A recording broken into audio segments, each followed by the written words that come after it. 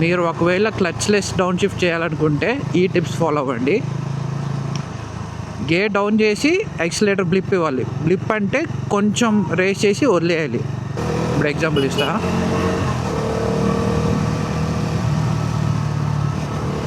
Fourth గేర్లో ఉన్న speed breaker వస్తుంది. గేర్ డౌన్ చేయాలి, యాక్సిలరేటర్ కూడా కొంచెం వచ్చి వదిలేయాలి.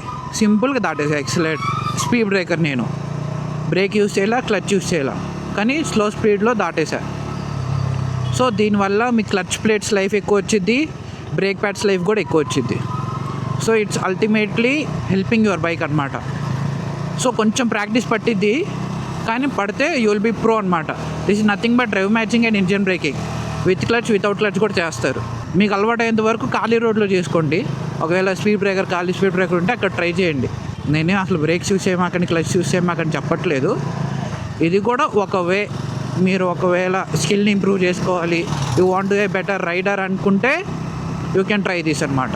స్కిల్ ఇంప్రూవ్ చేసుకోవాలి. ప్రాక్టీస్ ప్రాక్టీస్ ప్రాక్టీస్ ప్రాక్టీస్ వచ్చేదాకా ప్రాక్టీస్ చేయండి, తప్పకుండా వచ్చింది.